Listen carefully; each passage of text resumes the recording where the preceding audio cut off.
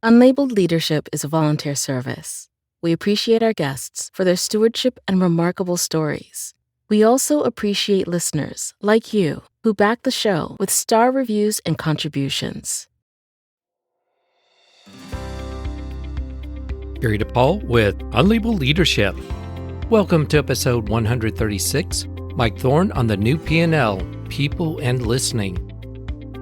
Here's a shout out to listeners in Uruguay and in the United States, Brunswick, Ohio, East Aurora, New York, Portland, Maine, and Fox Lake, Illinois.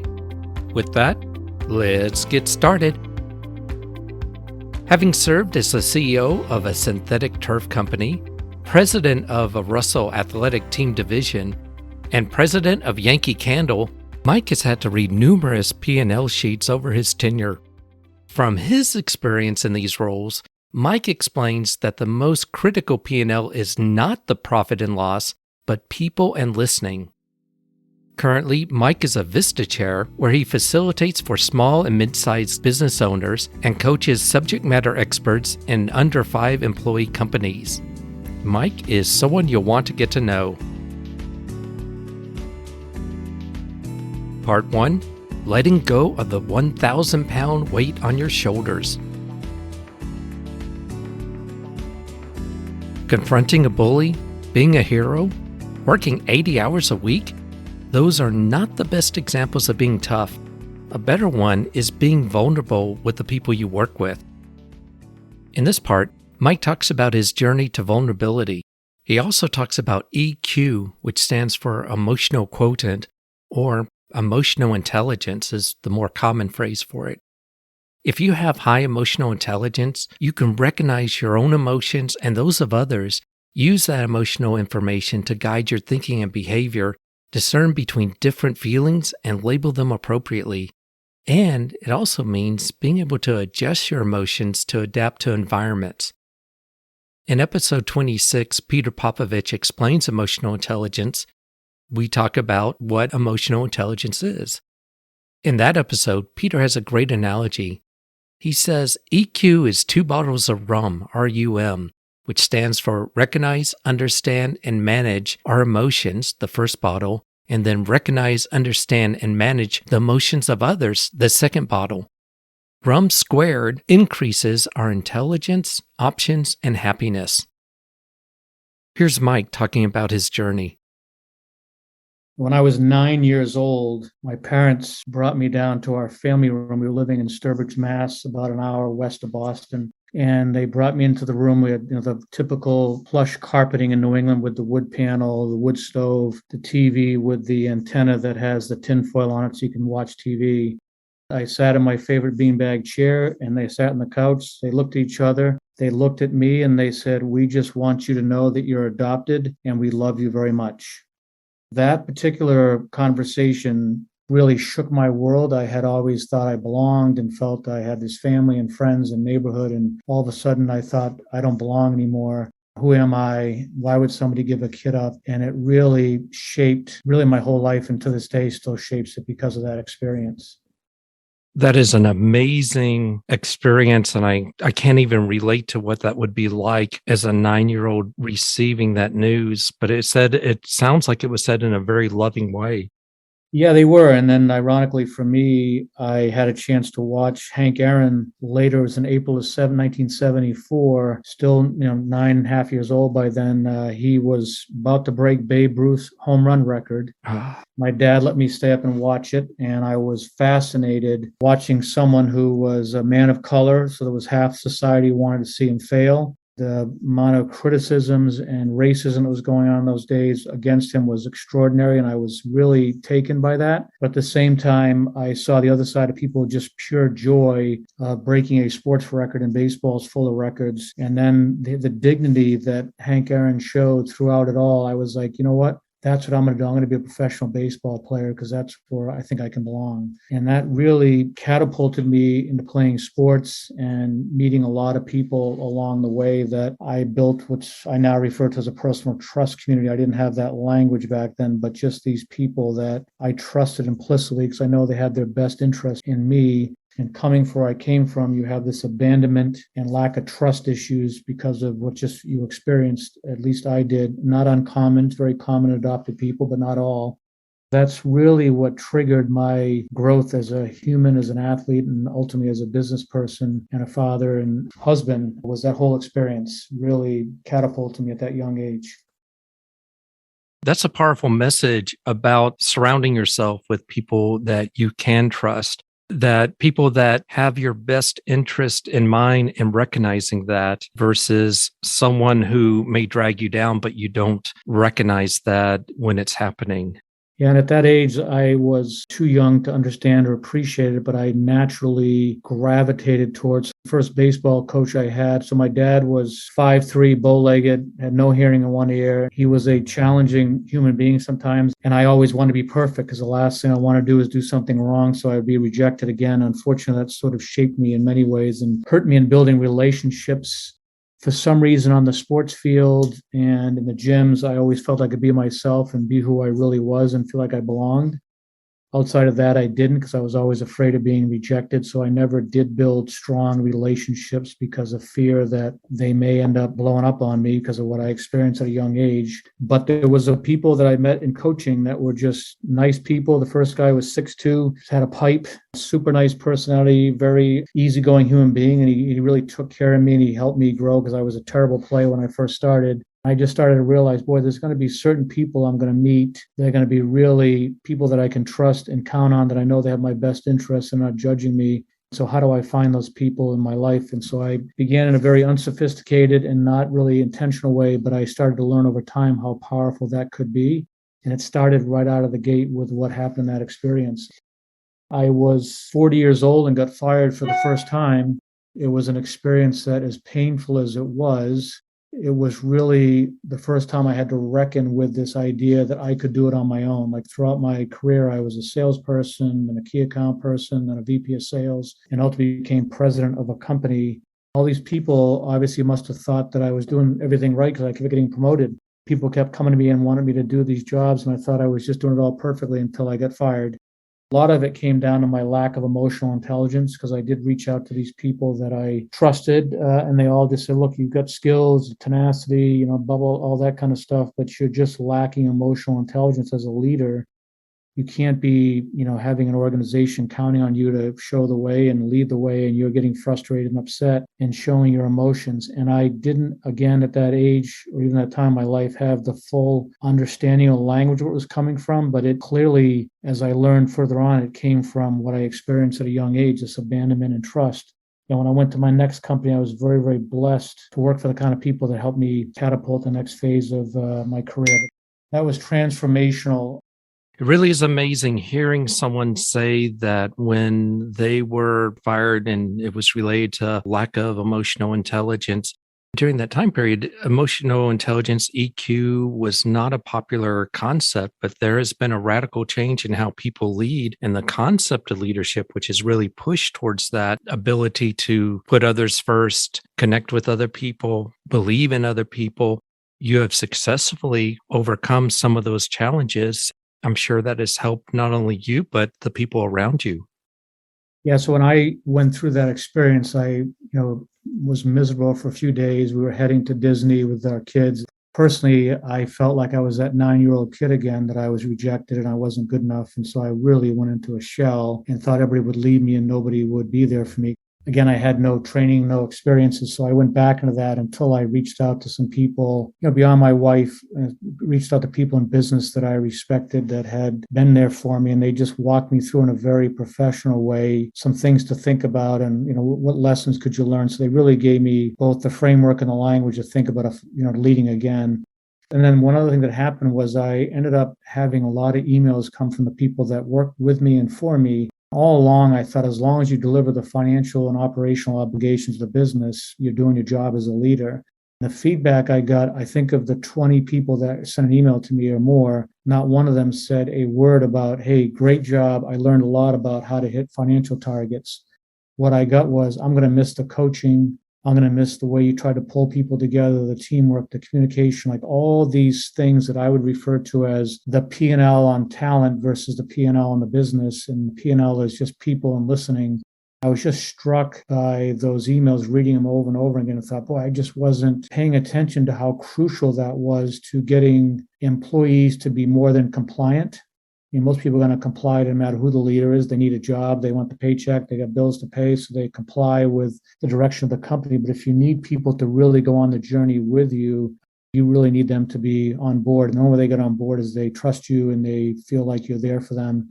When I got that feedback, I realized I need to go find a company, find people that care about that as much as I do and the value of employees. And I landed at Yankee Candle. Within a year, I had my next transformational moment where I met a lady named Thorne, and she was the director of learning and development. And she came to my office and she said, "You got a minute?" I said, "Yeah." She said, "I have good news and bad news." And I said, "Okay." And she said, "You're in the president of wholesale business now for a year." And she goes, "I would tell you that the employees and the other senior leaders feel like you're the most approachable senior executive we have in the company. You've done a really, really good job in the area." And I said, "Oh, thank you." I said, "What's the bad news?" And she said, "Your standards are just way, way too high." And I said, "Thorne, I don't know how that can be. I played college sports. I've been an athlete. I have competitive industries." I said, "I don't know how the standards really can be too high." She said, your team for your birthday gave you this beautiful framed picture of a canoe in the middle of the water with nobody in it. It talked about taking a journey, and they laughed when they gave it to you, and you just said, 'Oh, it's so beautiful. Thank you.' And because I talked about going on a journey, so that's kind of what I picked up on it." She said, "What they're telling you is they don't know how they could ever meet your standards to go on that journey with you. So you're on it alone right now as much as they want to be there with you." It was another one of those 2x4s across the head. And then she sat me down and she said, "I think there's a hole in you somewhere. Let's talk about that."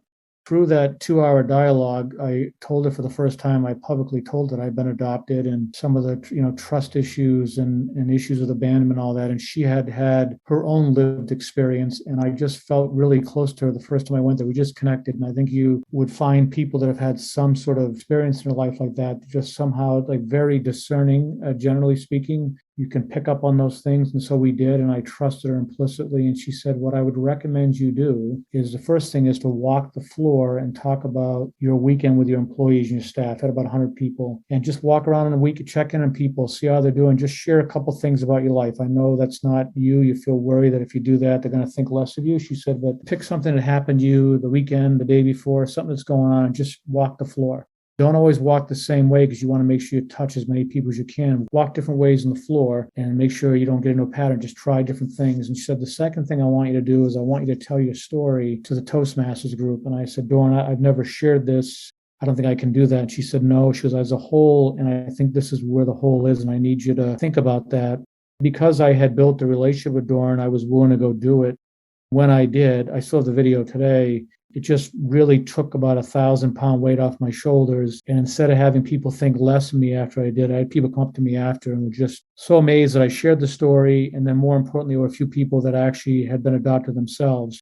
It really began to help me understand the power of vulnerability, which wasn't a word that was used a lot then, obviously, but it began to help me appreciate that. And slowly but surely, as a leader, I started to open up more and started to just share more about me and try to listen to other people's stories. It ultimately moved me from people being compliant to get versus they just would do whatever they had to do to help the business be successful. So that was really a great transition from one industry to another. I had no experience in it, but unbelievable 7 years of my life. That was worth 3 MBAs and 2 PhDs. Part 2. Tell me your story. When you're vulnerable and open with your superior, good things can happen or bad things. At one company, I had a really difficult director that I reported to. It was so difficult that I started having panic attacks. When I told him what was going on, he said, "Hey, I didn't realize it. I'll work with you. It'll be fine." 2 days later, my role was eliminated.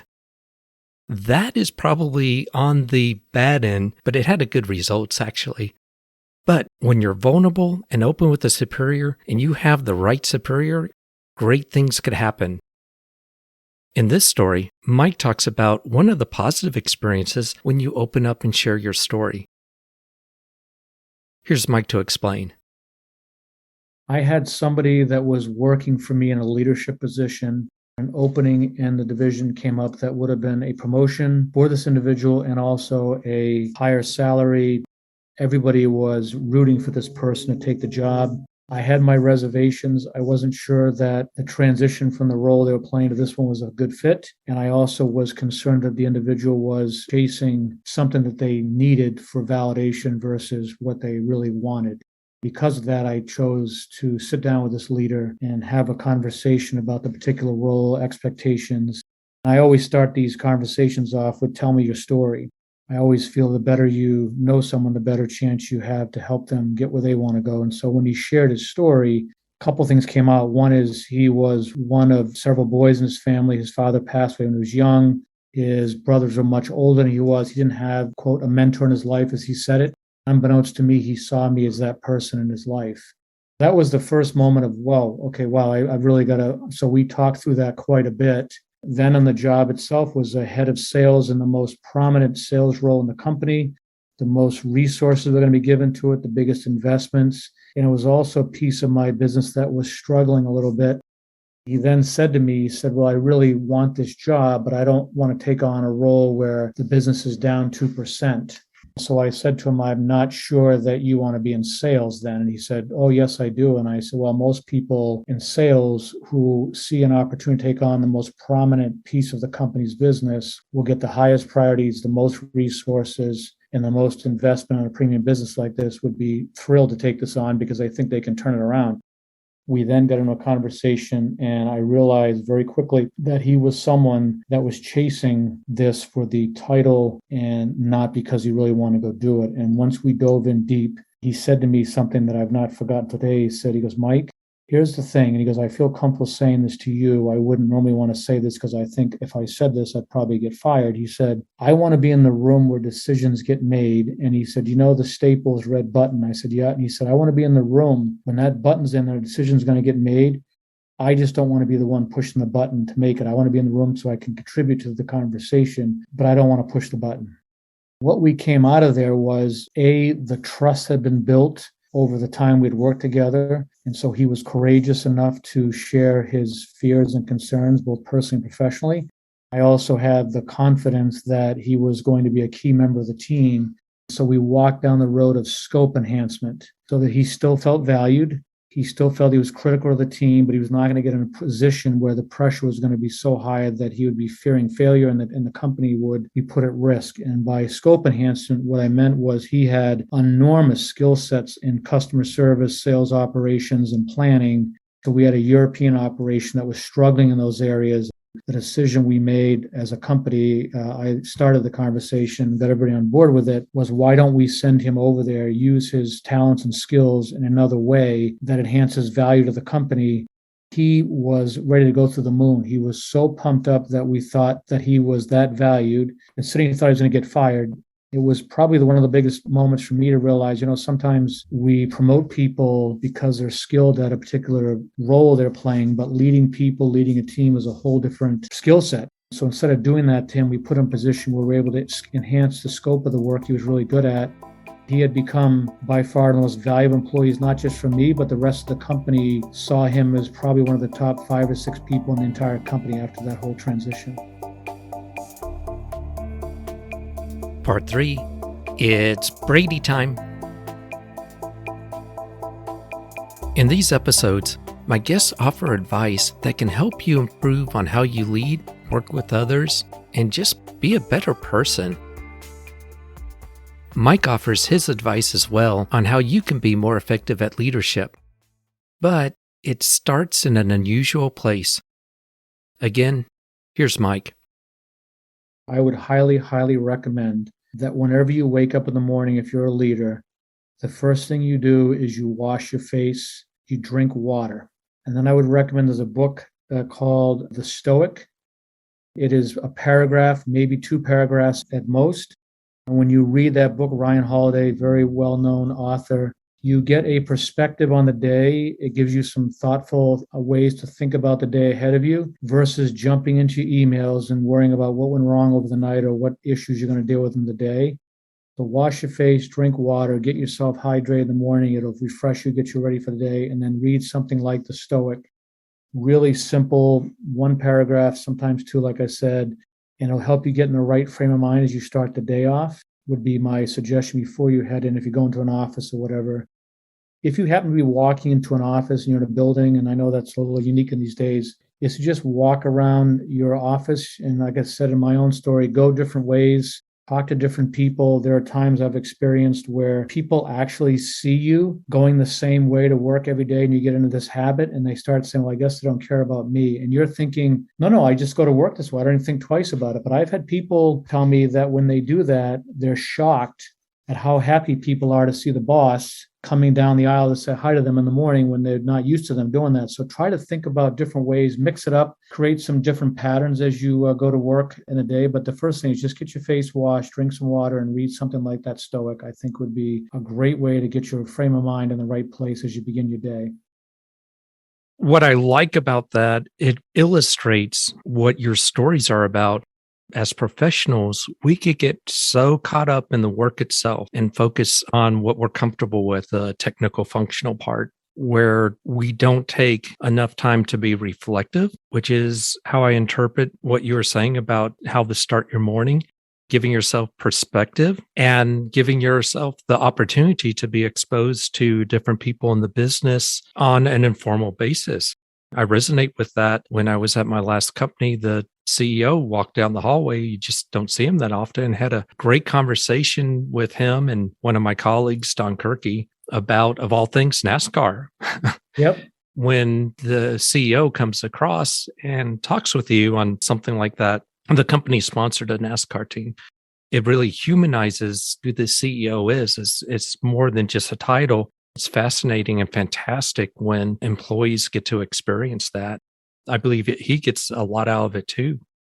Yeah, and again, I've got the guy that I used to work for me was a huge Patriots fan, and we used to struggle to get things done. And once we built those relationships and I knew how big a fan he was, I could literally just knock on his door, Gary, and say, hey, it's Brady time. I love it. And he knew that meant, hey, we got to deliver for the quarter. We got to hit these things. We got to get this done. Like I didn't have to go spend 15 minutes trying to say, God, please help me. Make sure you do what you can. And then try to babysit and overmanage. Like I just knew that he knew what that meant. And he said to me, he goes, Mike, when you came to the company, we would always kick the field goal. And he said, you had us think about, well, how do we score the touchdowns? And he said, it's made a huge difference in terms of how we share resources across the multiple platforms we had in the company. So I just can't thank you enough for that.